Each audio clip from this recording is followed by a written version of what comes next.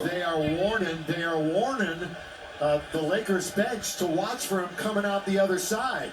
They were definitely in chase mode. I know there's some police now going down the tunnel. Stu, you ever seen, it's been a while, I would assume, and you don't see somebody that out of control often in any sport that upset.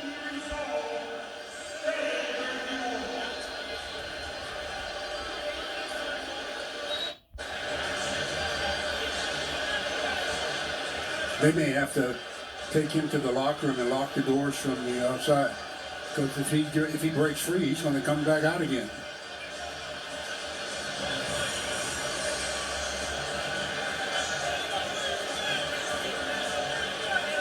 Again, there have been incidents well documented that we all know about that have happened here in Detroit.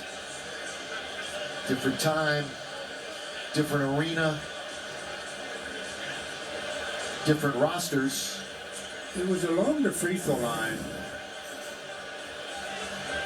Jeremy Grant shooting the free throw. He's in there tangled up, and he inadvertently gets an elbow from LeBron.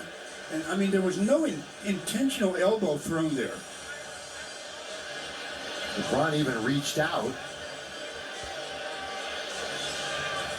And that was the start of a 15-minute delay.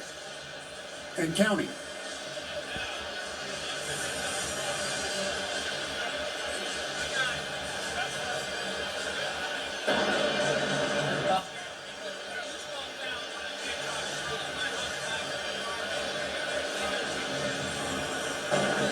Triggers for a loose ball foul first. They had a hostile act after, and then an altercation that did not easily resolved.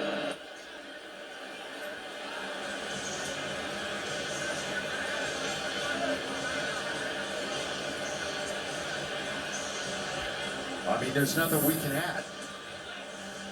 Everyone can see exactly what we saw. Well, they've got, I believe what they announced was a loose ball foul on Stewart, but then a hostile act on LeBron, and now they're going to review the tape, and because of the delay and the way that Stewart kept trying to escalate the situation, he may be asked to leave the game permanently. At this point, how can you allow him back after what is going on? Because of his inability to control the temper after the fact. That's what I'm saying. You can't let it escalate. You couldn't do that. I mean, they're boxing out for the rebound.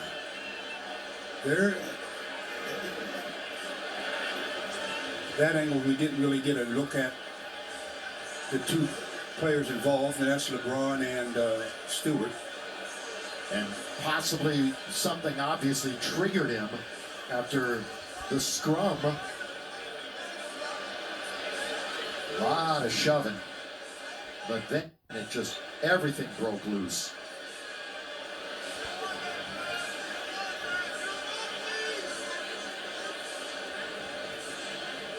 And just amazing how many tried to contain Stewart and hold him back. Well, not how many, but how many times. Yes, over and over.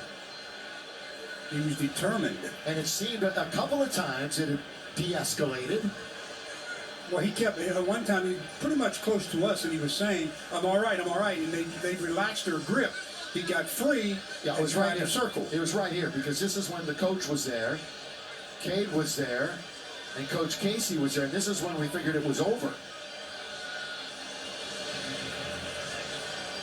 As soon as they let go, and when they released him a little bit, he just said, I got an opening here. I can make this curve here. Yeah, the trainer corner. Yeah, the trainer came over to take a look at the cut at that point. And of course, LeBron in the middle of it. 78-66. I mean, you've got an ultra frustrated Laker team. And then a lot going through the mind of Isaiah Stewart. Going on the floor, there was a loose ball foul by Isaiah Stewart. There's then a foul penalty two, resulting in ejection of LeBron James.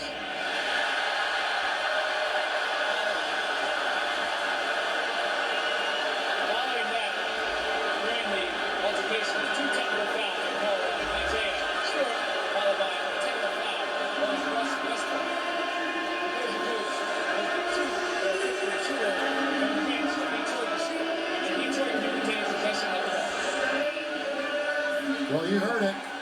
LeBron James is gone. A flagrant 2. Second career ejection for LeBron James.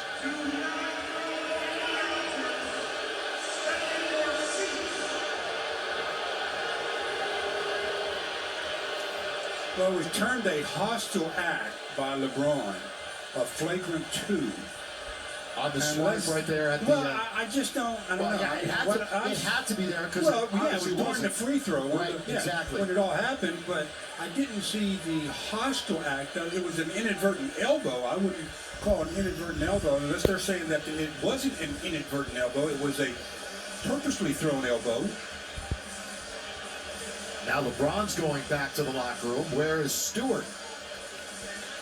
There's going to have to be... Well, they're going to have 2 free throws coming to any player that I think Vogel would like to shoot the free throws, but then they'll maintain possession of the ball.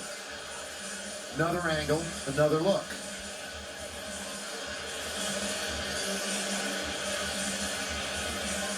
It's almost like LeBron was trying to free his arm and inadvertently clipped him.